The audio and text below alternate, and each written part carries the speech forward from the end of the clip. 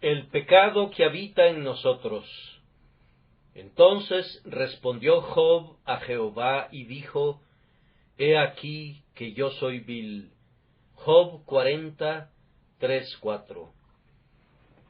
Seguramente si algún hombre tenía el derecho de decir yo no soy vil, era Job, pues de conformidad al testimonio del propio Dios, él era varón perfecto y recto, temeroso de Dios y apartado del mal.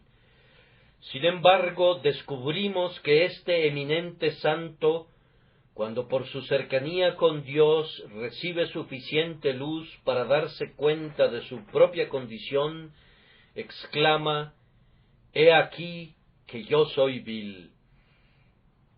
Estamos seguros que eso que Job se vio forzado a decir se aplica también a cada uno de nosotros, seamos hijos de Dios o no, y si somos partícipes de la gracia divina, esto se convierte en un tema de gran consideración para nosotros, pues aunque seamos nosotros mismos regenerados, debemos exclamar cada uno a nombre propio: He aquí que yo soy vil. Es una doctrina enseñada por la Sagrada Escritura, según lo creo yo, que cuando un hombre es salvado por la gracia divina, no es purificado completamente de la corrupción de su corazón. Cuando nosotros creemos en Jesucristo, todos nuestros pecados son perdonados.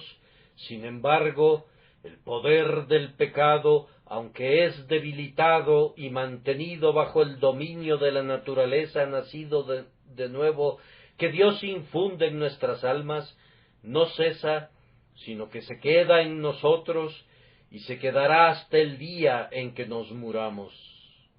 Es una doctrina sostenida por todos los teólogos ortodoxos que los deseos de la carne todavía habitan en el hombre regenerado y que lo depravado de la naturaleza carnal todavía permanece en los corazones de quienes son convertidos por la misericordia de Dios. A mí me ha resultado sumamente difícil distinguir en la vida diaria lo concerniente al pecado. Es muy usual que muchos escritores, especialmente los que escriben himnos, confundan las dos naturalezas de un cristiano. Ahora, yo sostengo que hay en cada cristiano dos naturalezas tan distintas como lo fueron las dos naturalezas del Dios hombre Cristo Jesús.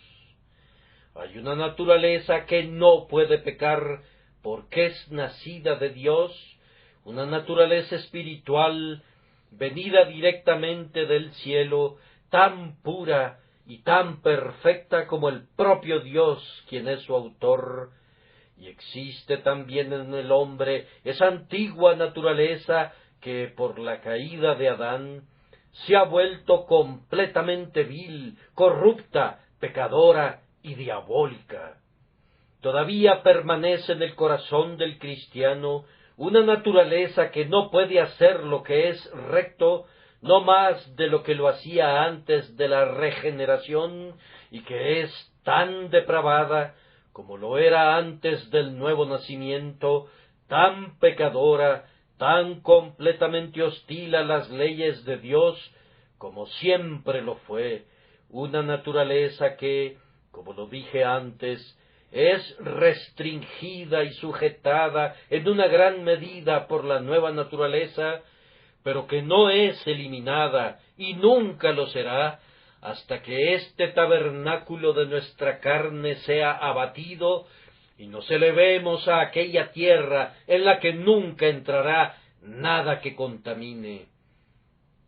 Mi trabajo esta mañana consistirá en decir algo acerca de esa naturaleza que todavía permanece en el hombre justo.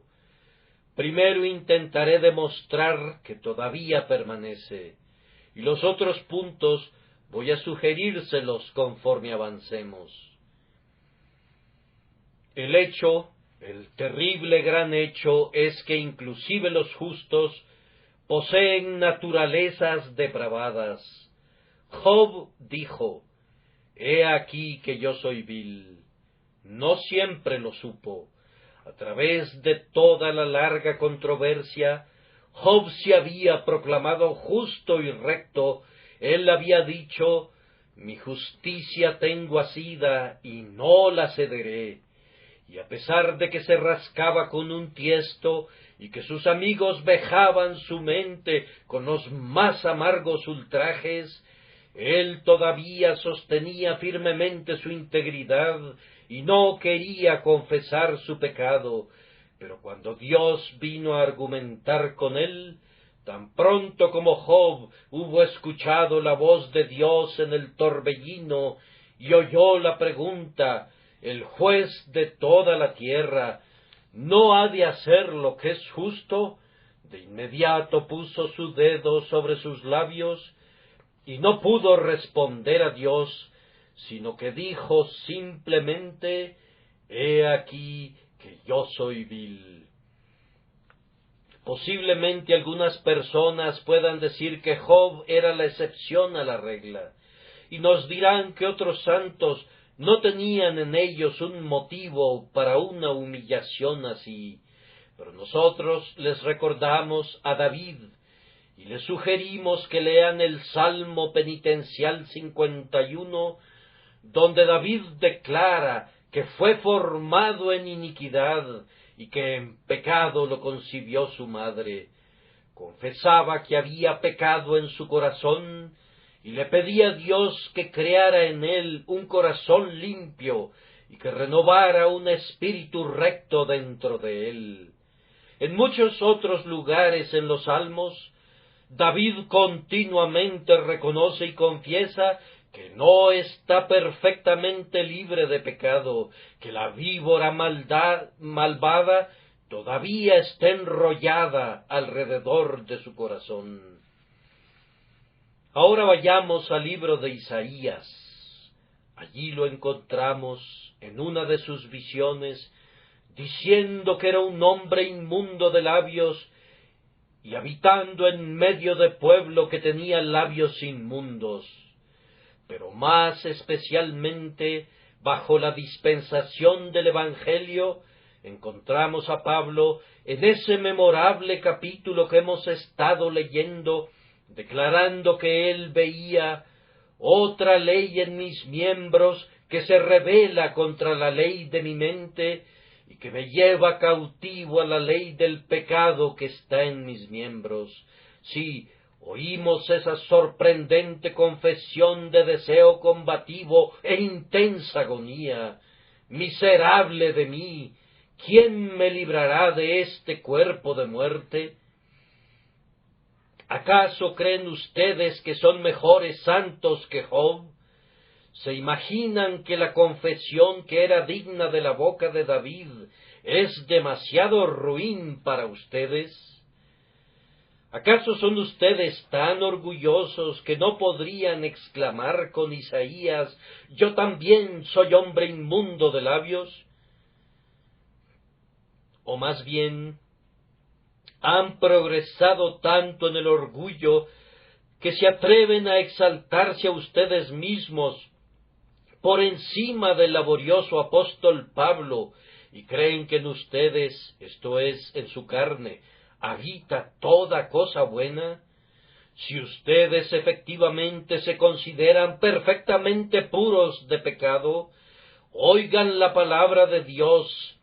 Si decimos que no tenemos pecado, nos engañamos a nosotros mismos, y la verdad no está en nosotros. Si decimos que no hemos pecado, le hacemos a él mentiroso.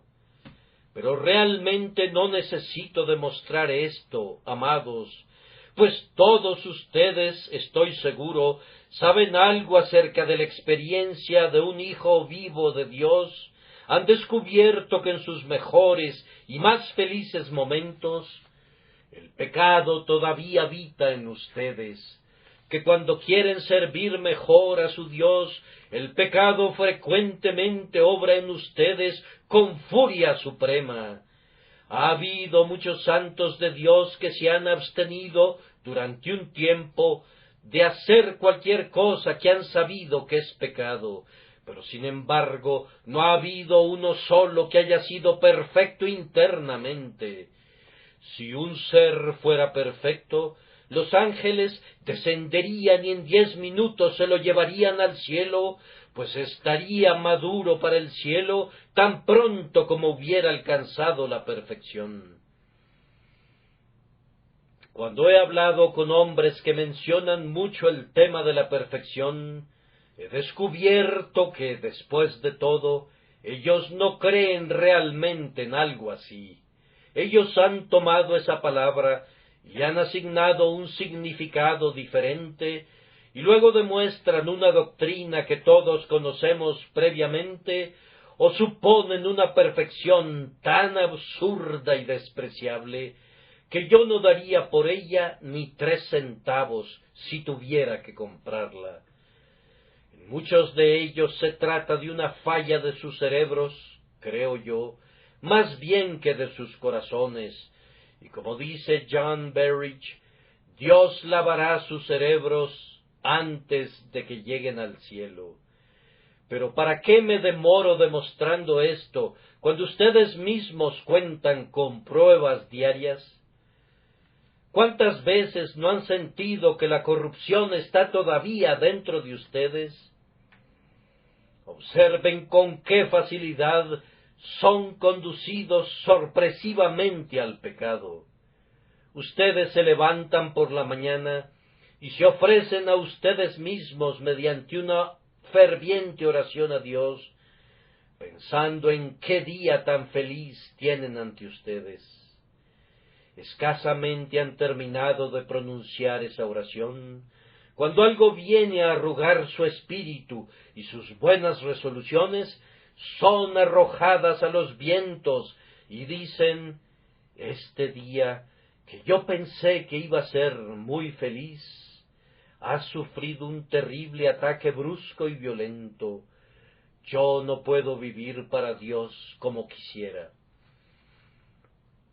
Tal vez has pensado, voy a subir al piso superior y le voy a pedir a Dios que me guarde.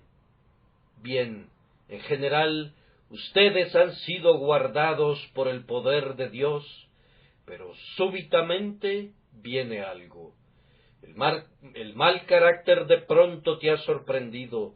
Tu corazón fue tomado por sorpresa cuando no esperabas un ataque. Las puertas fueron abiertas de par en par y una expresión profana salió de tus labios y caíste de rodillas otra vez emprimado, exclamando, «He aquí que yo soy vil». He descubierto que tengo un algo en mi corazón que cuando he cerrado mis puertas con pasador y pensado que todo está seguro, se arrastra y corre los pasadores y deja entrar al pecado. Además, amados, aun cuando no son llevados sorpresivamente al pecado, encontrarán en su corazón una terrible tendencia al pecado que es muy poderosa para que puedan mantenerla a raya, diciéndole, hasta aquí llegarás, pero no pasarás. No, descubrirán que es más de lo que ustedes pueden controlar, a menos que un poder divino esté con ustedes y que la gracia que previene restrinja sus pasiones y prevenga que ustedes se entreguen a sus concupiscencias innatas. Ah, soldados de Jesús, ustedes han sentido, yo sé que ustedes han sentido las sublevaciones de la corrupción, pues ustedes conocen al Señor en sinceridad y verdad, y ustedes no se atreven a esperar estar en este mundo perfectamente libres de pecado, a menos que quieran mentir a su propio corazón. Habiendo expuesto ese hecho, debo simplemente hacer una observación acerca de él y proseguir. Cuán erróneo es de parte de cada uno de nosotros que excusemos nuestros pecados basándonos en el hecho de que poseemos corazones perversos. He conocido a algunas personas que profesan ser cristianas, pero que minimizan el pecado, puesto que todavía permanece la corrupción. Ellas afirman que no pueden evitarlo. Tales personas no tienen parte visible ni porción en el pacto de Dios. El verdadero hijo amante de Dios, aunque sabe que el pecado está allí, odia ese pecado, es dolor y miseria para él, y nunca convierte la corrupción de su corazón en una excusa para la corrupción de su vida. Nunca argumenta la depravación de su naturaleza como una apología para la depravación de su conducta. Si alguien puede liberarse en el mínimo grado de la convicción de su propia conciencia, a cuenta de fallas diarias, argumentando la depravación de su corazón, no es uno de los quebrantados hijos de Dios. Él no es uno de los siervos probados del Señor, pues ellos gimen bajo el pecado y lo llevan al trono de Dios. Saben que está en ellos. Por tanto, no lo dejan, sino que con toda su mente buscan mantenerlo a raya, para que no se pueda levantar y los arrastre. Consideren eso, a menos que quieran convertir lo que digo en un manto para su libertinaje y una cubierta para su culpa. Así hemos mencionado el hecho de que los mejores hombres tienen todavía el pecado habitando en ellos. Ahora les diré cuáles son las actividades de este pecado. ¿Qué hace el pecado que todavía habita en nuestros corazones? Yo respondo, la experiencia les dirá que este pecado ejerce el poder de reprimir toda cosa buena. Ustedes han sentido que cuando quieren hacer el bien, el mal ha estado presente en ustedes, como una carroza que puede deslizarse velozmente cuesta abajo, pero que le han puesto un obstáculo en sus llantas, o como el pájaro enjaulado que quisiera remontarse al cielo.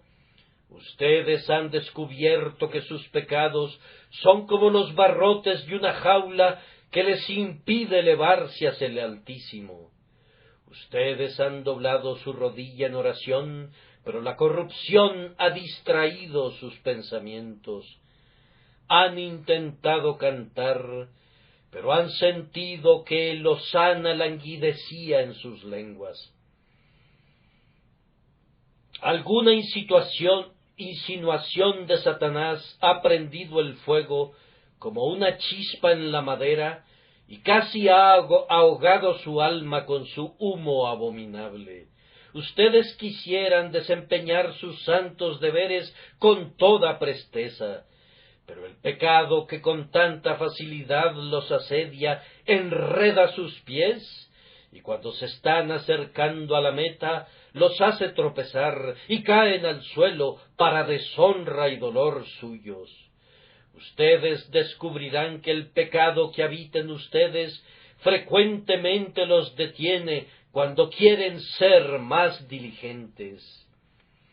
Cuando desean estar más vivos para Dios, generalmente encontrarán que el pecado está más vivo para repelerlos.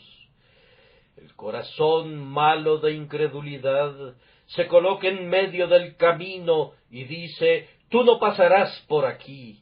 Y cuando el alma responde, quiero servir a Dios, adoraré hacia su santo templo, el corazón malo dice, vete a Adán y a Beer-seba e inclínate ante falsos dioses, pero tú no te dirigirás a Jerusalén, no te permitiré que contemples el rostro del Altísimo. A menudo han sentido que este es el caso. Una mano fría ha sido colocada sobre su espíritu ardiente cuando ustedes han estado llenos de devoción y oración.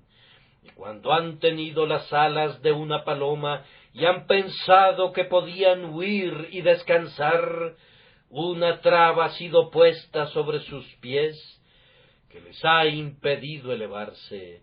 Entonces, ese es uno de los efectos del pecado que permanece en nosotros. Pero ese pecado que habita en nosotros hace algo más que eso.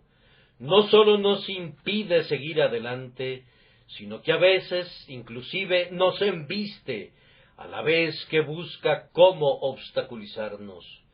No es solamente que yo peleo con el pecado que todavía permanece en mí, sino que ese pecado algunas veces me asedia. Ustedes verán que el apóstol dice: «Miserable de mí, ¿quién me librará de este cuerpo de muerte?».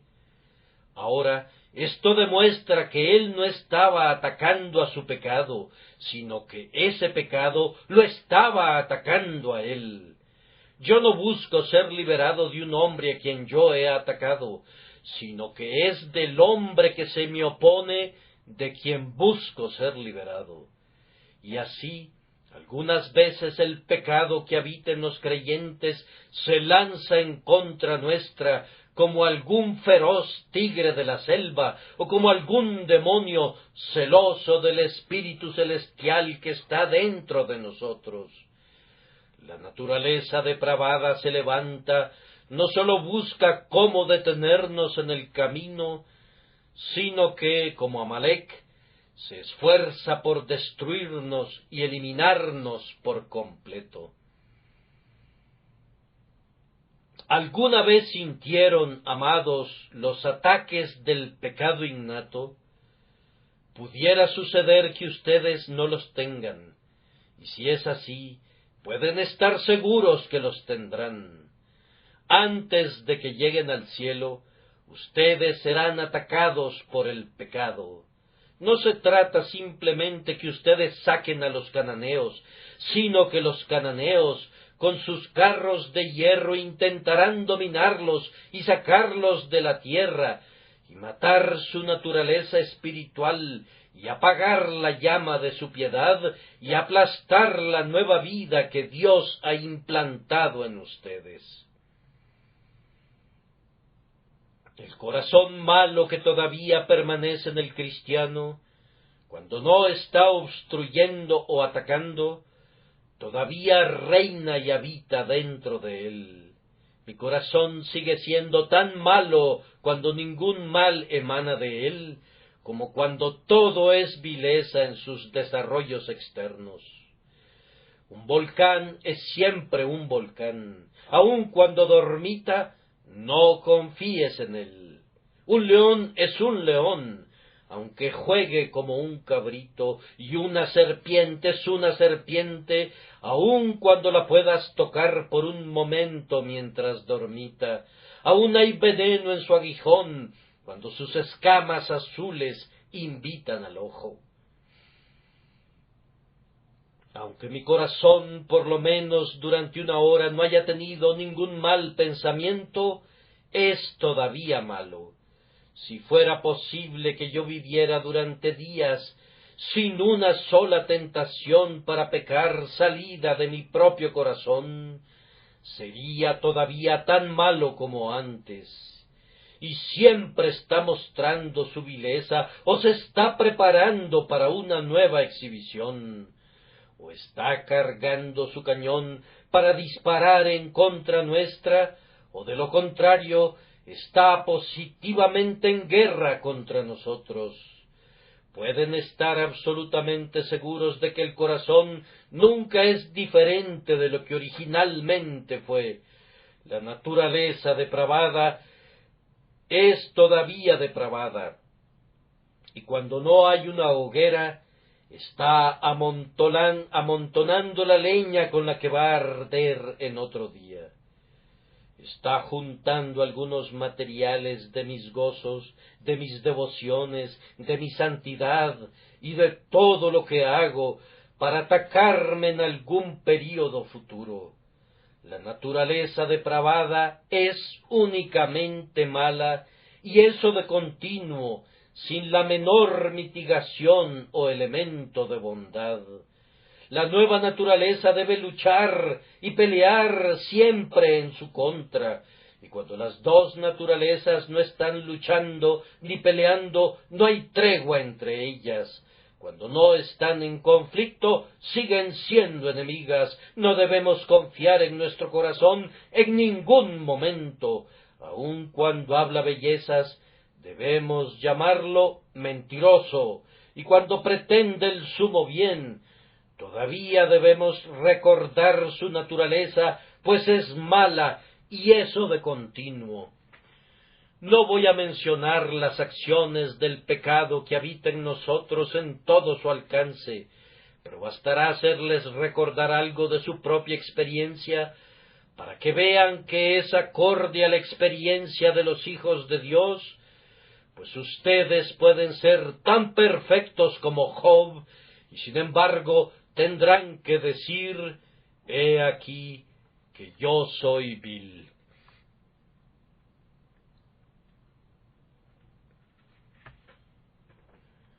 Habiendo mencionado las acciones del pecado que permanece, permítanme citar, en tercer lugar, el peligro en el que nos encontramos debido a esos malos corazones. Hay pocas personas que piensan qué cosa tan solemne es ser un cristiano. Adivino que no hay un creyente en el mundo que sepa qué milagro es ser conservado un creyente. Muy poco pensamos en los milagros que se están realizando alrededor nuestro. Vemos crecer las flores, pero nunca pensamos en el poder maravilloso que les da vida. Vemos brillar las estrellas, pero qué poco pensamos en la mano que las mueve. El sol nos alegra con su luz, pero casi no pensamos en los milagros que obra Dios para alimentar a ese sol con combustible, o para ceñirlo como un gigante para que recorra su ruta. Y vemos a los cristianos caminando en integridad y santidad, pero cuán poco sospechamos qué cúmulo de milagros hay en un cristiano. Hay un sinnúmero de milagros ejercidos sobre un cristiano cada día, tan numerosos como los cabellos de su cabeza. Un cristiano es un milagro perpetuo. Cada hora que soy preservado de pecar es una hora de un poder divino como el que vio a un recién nacido envuelto en pañales en su oscuridad y que oyó cuando alababan todas las estrellas del alba. ¿Acaso no has pensado nunca cuán grande es el peligro al que está expuesto el cristiano debido al pecado que habita en él? Vamos, déjame decírtelo. Un peligro al que estamos expuestos por causa del pecado que habita en nosotros surge del hecho que el pecado está en nosotros y por lo tanto tiene un gran poder sobre nosotros. Si un capitán controla una ciudad, puede preservarla por mucho tiempo de los constantes ataques de los enemigos que la rodean. Puede tener muros tan fuertes y puertas tan bien aseguradas que puede reírse de todos los ataques de quienes la asedian. Y las incursiones enemigas pueden tener el mismo efecto que simples ocurrencias chistosas. Pero si sucediera que hay un traidor dentro de sus puertas, si hubiera alguien que está a cargo de las llaves y que puede quitarle el seguro a cada puerta y dejar entrar al enemigo, entonces el trabajo asiduo del comandante tiene que duplicarse, pues no sólo tiene que guardarse de los enemigos que están fuera, sino de los enemigos que están dentro también. Y aquí radica el peligro del cristiano. Yo podría pelear con el diablo, yo podría vencer cada pecado que me tentara, si no fuera porque tengo un enemigo dentro. Los diábolos que están dentro sirven más a Satanás que todos los diábolos que están fuera. Como dice Bunyan en su libro La Guerra Santa, el enemigo trató de introducir algunos de sus amigos dentro de la ciudad del alma humana y descubrió que sus elementos favoritos dentro de los muros le hacían mucho más bien que todos los que estaban fuera. Ah, cristiano, tú te podrías reír de tu enemigo si no tuvieras un corazón malo dentro de ti, pero recuerda, tu corazón guarda las llaves porque de él mana la vida, y el pecado está allí. La peor cosa que debes temer es la traición de tu propio corazón.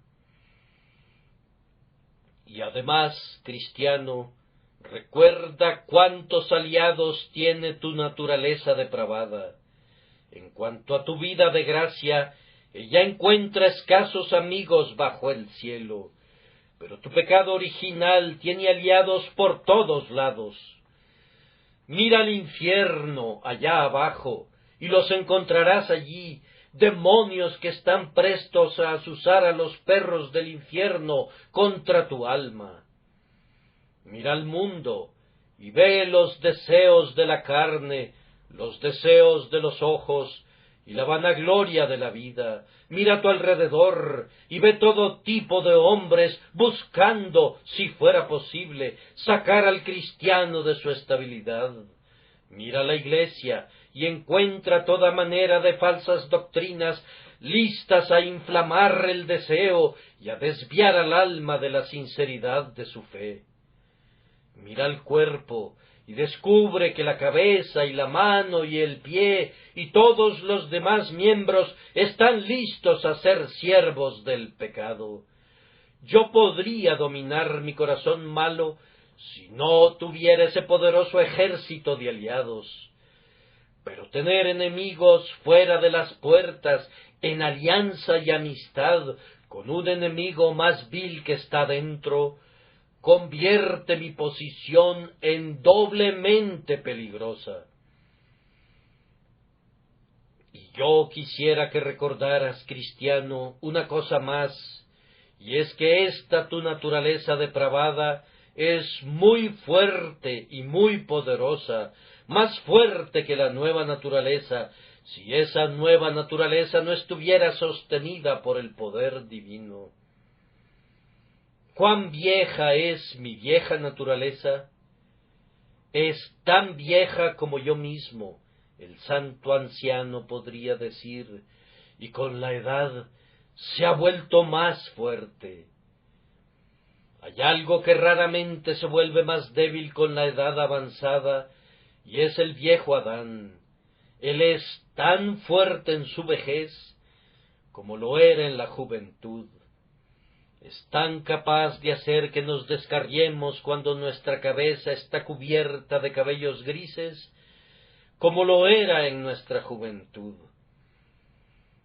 Hemos oído decir que crecer en la gracia disminuirá el poder de nuestra corrupción, pero yo he visto a muchos santos ancianos de Dios y les he hecho la pregunta, y ellos han respondido, no.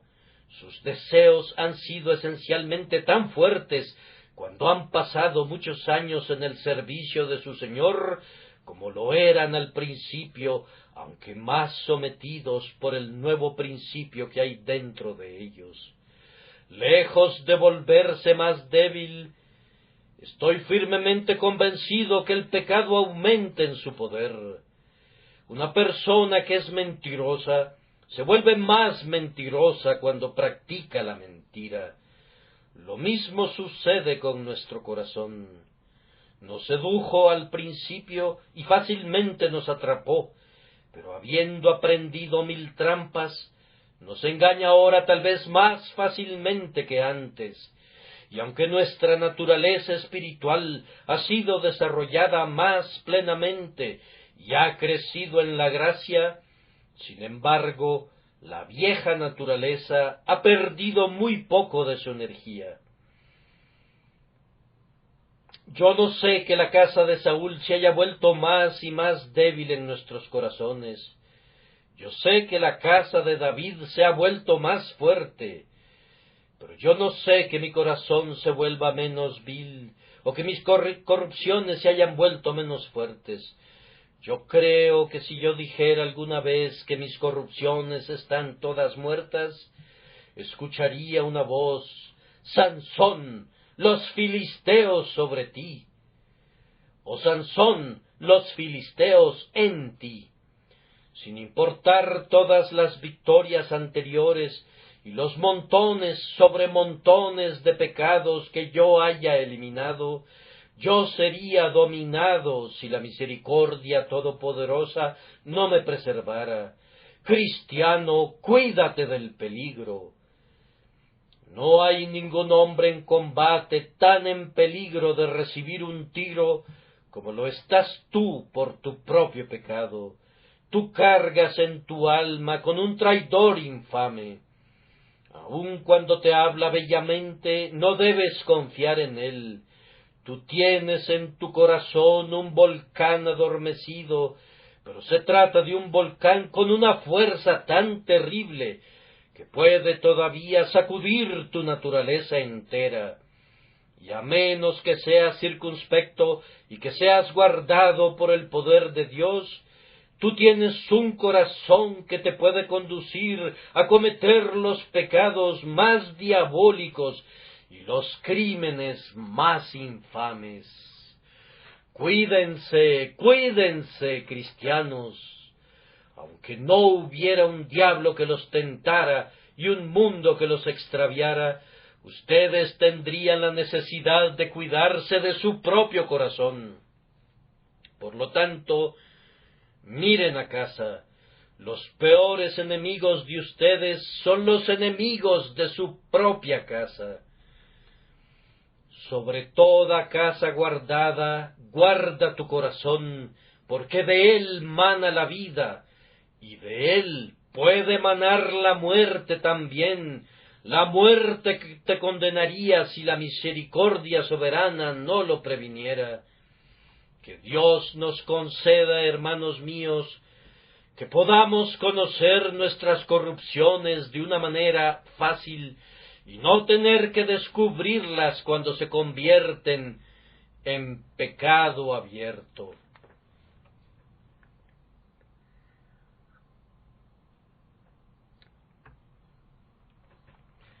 Y ahora llego al cuarto punto, que es el descubrimiento de nuestra corrupción. Job dijo: «He aquí que yo soy vil». Esa expresión «he aquí» implica que él estaba atónito. El descubrimiento fue inesperado. Hay tiempos especiales con el pueblo del Señor cuando aprende por experiencia que es un pueblo vil. Ellos escucharon al ministro cuando afirmaba el poder del deseo innato, pero tal vez sacudieron la cabeza diciendo: «No puedo ir tan lejos como eso».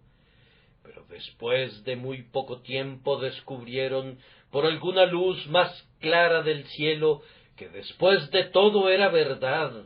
«He aquí que yo soy vil».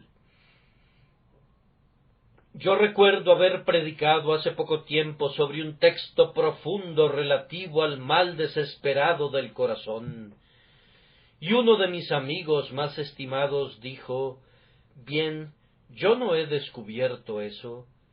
Y yo pensé para mí: «¡Qué bendición, hermano!». Yo hubiera deseado no haberlo descubierto, pues es una experiencia sumamente tremenda para experimentarla. Me atrevo a decir que hay muchas personas aquí presentes ahora que dicen: «Yo no confío en ninguna justicia propia, no confío en nada en el mundo, excepto en la sangre de Cristo, pero todavía no he descubierto la vileza de mi corazón de la manera que tú has mencionado». Tal vez no, hermano, pero no pasará mucho tiempo antes que tengas que descubrirla. Puedes tener un temperamento especial. Dios te ha preservado de todo contacto con tentaciones que hubieran revelado tus corrupciones, o tal vez le ha agradado, como una condescendencia de su gracia, por actos que has sido elegido para desempeñar para él, darte una vida apacible, de tal forma que no has sido sacudido por los tumultos de tu propia alma. Mas, sin embargo, déjame decirte que debes esperar encontrar en las más íntimas profundidades de tu corazón todavía una profundidad más baja. Que Dios te consuele y te capacite cuando salgas del horno, para estar más abajo que nunca en el escabel de la misericordia divina. Yo creo que nosotros generalmente descubrimos la mayor parte de nuestras fallas cuando tenemos el mayor acceso a Dios. Job no había tenido nunca el descubrimiento de Dios como el que tuvo en este momento. Dios le habló en el torbellino, y entonces Job dijo: yo soy vil. No es tanto cuando estamos abatidos o faltos de fe que conocemos nuestra vileza, descubrimos algo de ella en ese momento, pero no toda la verdad. Es cuando por la gracia de Dios somos ayudados a subir al monte, cuando nos acercamos a Dios y cuando Dios se nos revela a nosotros, que sentimos que no somos puros a sus ojos. Nosotros percibimos algunos destellos de su elevada majestad. Vemos el brillo de sus faldones oscuros con luz insufrible, y después de haber sido deslumbrados por esa visión, viene una caída, como si, herida por la luz ardiente del sol, el águila se cayera desde sus grandes alturas y se estrellara contra el suelo. Lo mismo ocurre con el creyente. Él se eleva a Dios y súbitamente se viene al suelo. He aquí, dice, que yo soy vil. Nunca lo hubiera sabido si no hubiera visto a Dios. He aquí que yo lo he visto y ahora descubro cuán vil soy. Nada muestra más la negrura como la exposición a la luz. Si yo quisiera ver la negrura de mi propio carácter, tengo que ponerla junto a la pureza sin mancha. Y cuando el Señor se agrada en darnos alguna visión especial de Él mismo, algún dulce intercambio con su propia persona bendita, entonces es cuando el alma aprende, como nunca lo supo antes, con una agonía que tal vez no sintió nunca antes, inclusive en su propia convicción de pecado: he aquí que yo soy vil. Dios se agrada haciendo esto, y para evitar que la grandeza de las revelaciones no me exaltase desmedidamente, Él nos envía este aguijón en mi carne para permitir que nos veamos a nosotros mismos después de que lo hemos visto a Él. Hay muchos hombres que nunca llegan a conocer mucho de su vileza hasta que la sangre de Cristo ha sido rociada sobre sus conciencias, o aún hasta después de haber sido durante muchos años hijos de Dios. Conocí hace algún tiempo el caso de un cristiano que había sido positivamente perdonado antes que hubiera tenido un fuerte sentido del pecado. Yo no sentí mi vileza, dijo, hasta que escuché una voz: yo soy el que borro tus rebeliones. Y después de eso me di cuenta cuán negro había sido yo. Yo no pensé en mi inmundicia, dijo él, hasta después de que vi que había sido lavado. Yo pienso que hay muchos miembros del pueblo de Dios que, aunque tenían alguna noción de su negrura antes de que vinieran a Cristo, nunca supieron cuán enteramente viles eran ellos, sino hasta después. Ellos pensaron entonces: cuán grande debe haber sido mi pecado que necesitó a tal Salvador, cuán desesperada mi inmundicia que requirió de tal lavamiento, Cuán terrible mi culpa, que necesitó de tal expiación como la sangre de Cristo. Pueden tener la certeza de que entre más conozcan de Dios y de Cristo, más se conocerán a ustedes mismos, y se sentirán obligados a decir como lo hicieron antes: he aquí que yo soy vil, vil en un sentido extraordinario, como nunca se imaginaron o adivinaron hasta ahora. He aquí que yo soy vil ciertamente. Sin duda muchos de ustedes todavía pensarán que lo que yo digo relativo a su naturaleza depravada no es cierto, y tal vez se puedan imaginar que la gracia ha sacado a su naturaleza pervertida. Pero entonces ustedes saben muy poco acerca de la vida espiritual, si suponen eso. No pasará mucho tiempo antes de que descubran que el viejo Adán es tan fuerte en ustedes como siempre. Por eso se mantendrá una guerra en su corazón hasta el día de su muerte, en el que la gracia prevalecerá, pero no sin suspiros y gemidos y agonías y luchas y una muerte diaria. Esta es la manera en la que Dios nos descubre nuestra vileza. Ahora, si es cierto que todavía somos viles, ¿cuáles son nuestros deberes? Y aquí permítanme hablarles solemnemente a quienes son herederos de la vida eterna, deseando como su hermano en Cristo Jesús, urgirles a algunos deberes que son sumamente necesarios debido a la continua inmundicia de su corazón. En primer lugar, si sus corazones todavía son viles y todavía hay una naturaleza depravada en ustedes, cuán equivocado sería de parte de ustedes suponer que todo su trabajo está hecho. Hay algo relativo a lo cual yo tengo mucha razón de quejarme de algunos de ustedes. Antes de su bautismo, ustedes eran extremadamente diligentes. Siempre participaban en los medios de la gracia, y yo siempre los veía por aquí. Pero hay algunos aquí presentes ahora, que tan pronto pasaron ese Rubicón, que dieron el paso decisivo, comenzaron a partir de ese momento a disminuir en celo, pensando que la obra estaba hecha. Yo les digo solemnemente que yo sé que hay algunos que eran personas de oración, cuidadosas, devotas, viviendo muy cerca y junto a su Dios, hasta que se unieron a la Iglesia. Pero desde ese momento en adelante, ustedes han declinado gradualmente. Ahora realmente me parece digno de dudarse si esas personas son cristianas. Les digo que tengo serias dudas acerca de la sinceridad de algunos de ustedes.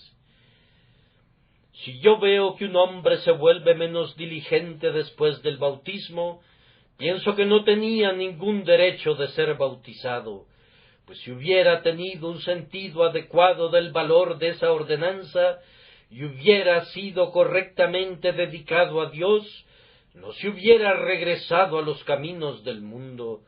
Me siento muy dolido cuando veo a uno o a dos individuos que una vez caminaron muy consistentemente con nosotros, pero que ahora comienzan a separarse.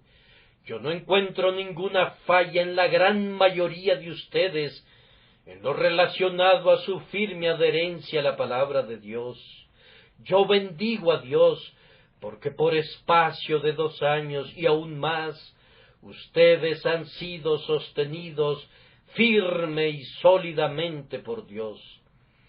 No los he visto ausentes de la casa de oración, ni creo que su celo haya decaído, pero hay unos cuantos que han sido tentados por el mundo, que han sido conducidos a extraviarse por Satanás, o que por algún cambio en sus circunstancias, o por tener que alejarse a alguna distancia, se han vuelto fríos y han dejado de ser diligentes en la obra del Señor.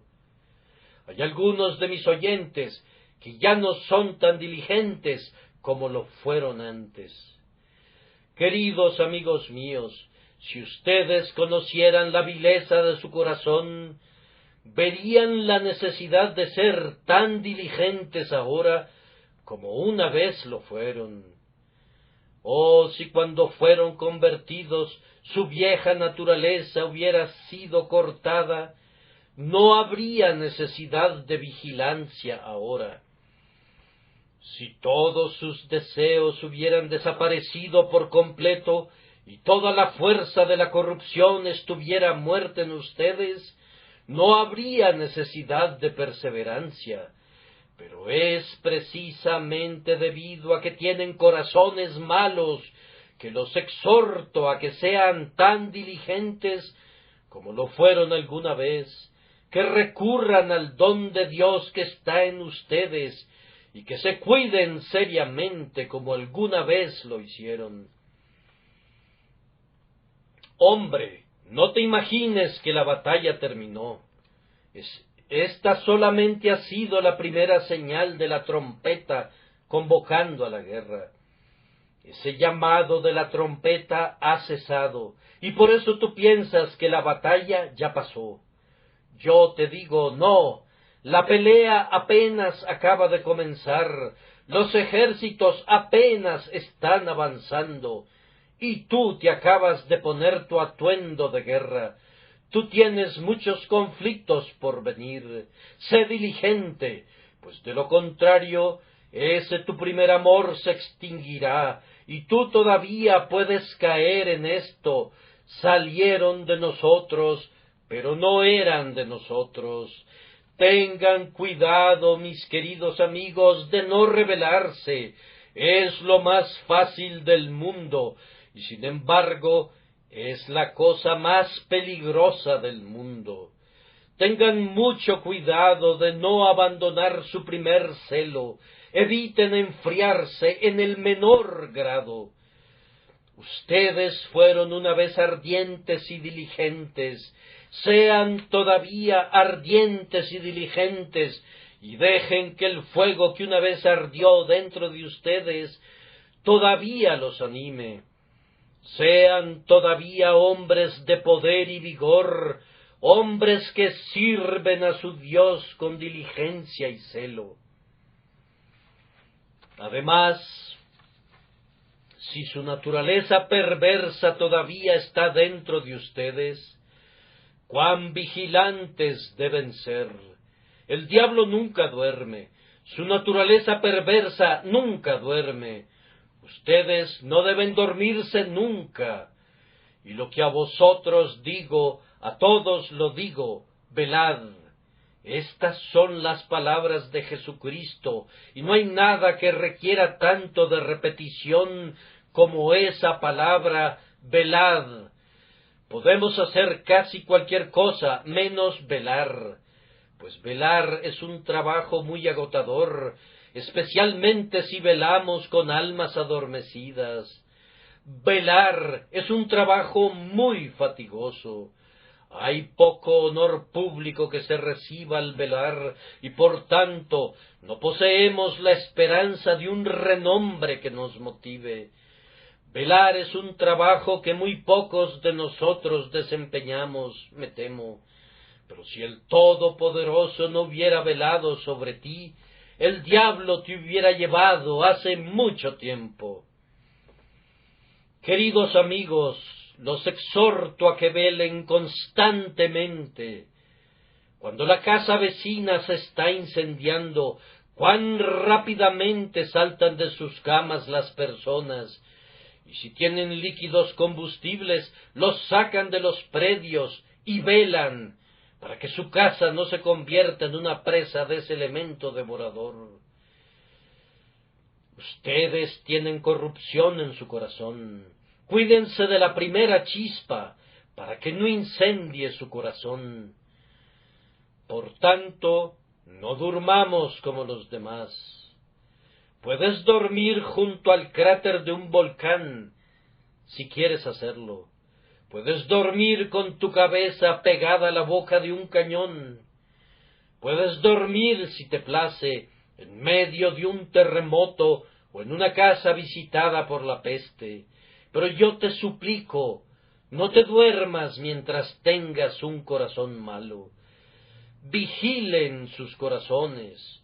Ustedes pueden pensar que son muy buenos, pero se convertirán en sus ruinas si la gracia no lo previene.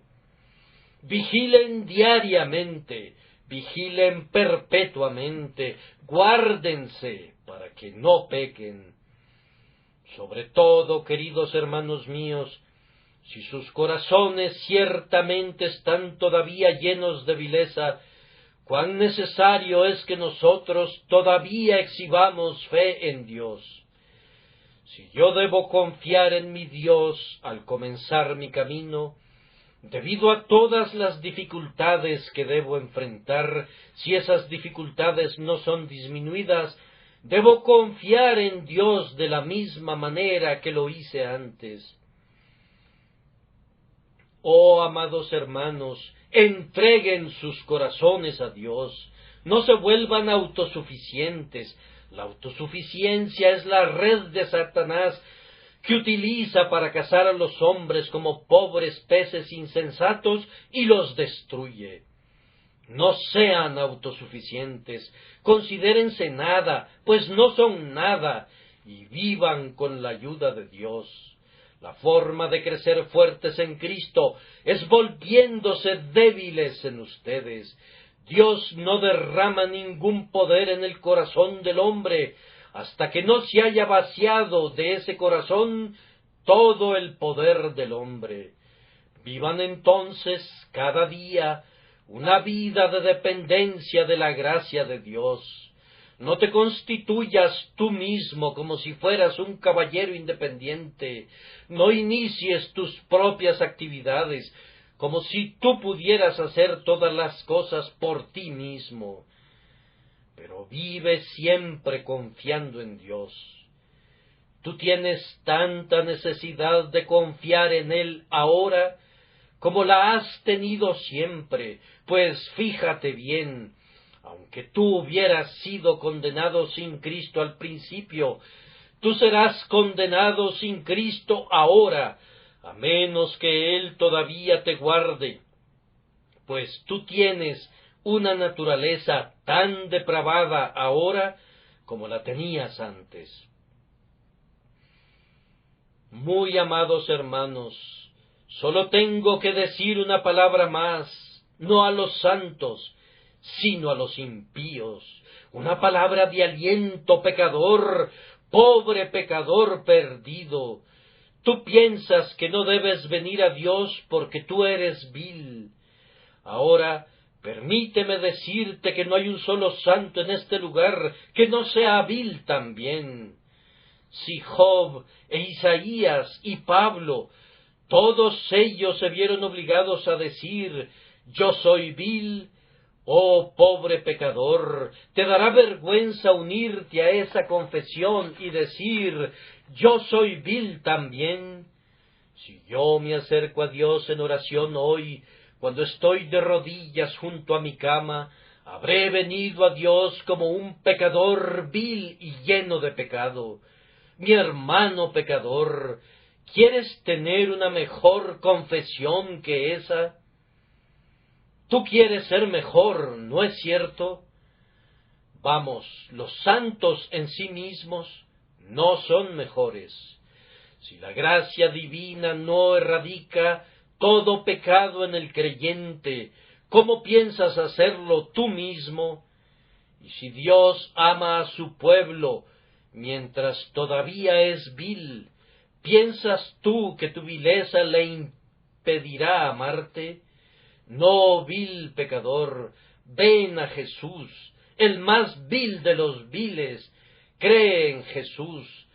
Tú que eres escoria de la sociedad, tú que eres el estiércol y la hez de las calles, yo te pido que vengas a Cristo. Cristo te ordena que creas en Él. No a los justos, no a los justos, sino a pecadores vino a salvar Jesús. Ven ahora, di, Señor, yo soy vil, dame fe. Cristo murió por los pecadores. Yo soy un pecador. Señor Jesús, rocía tu sangre sobre mí. Te digo, pecador, de parte de Dios, que si tú confiesas tu pecado, tú encontrarás el perdón. Si ahora dices de todo corazón, yo soy vil, lávame, serás lavado ahora. Si el Espíritu Santo te da la capacidad de decir con todo tu corazón ahora, Señor, yo estoy lleno de pecado, tal como soy, sin ningún otro argumento, excepto que tu sangre fue derramada por mí, y que tú me pides que venga a ti, oh Cordero de Dios, yo vengo a ti, yo vengo a ti. Tú saldrás de este lugar con todos tus pecados perdonados, y aunque tú hayas entrado a este lugar con todos los pecados que un hombre puede cometer sobre tu cabeza, tú saldrás como inocente, sí, más inocente que un bebé recién nacido. Aunque hayas entrado aquí cubierto de pecados, tú saldrás cubierto con un manto de justicia, tan blanco como son los ángeles, tan puro como Dios mismo, en lo que se refiere a la justificación. Pues ahora, fíjate bien, he aquí ahora el tiempo aceptable, si tú crees en Él que justifica al impío. Oh, que el Espíritu Santo te dé fe para que puedas ser salvado ahora, pues entonces serás salvo para siempre. Que el Señor agregue su bendición a este débil sermón por causa de su nombre.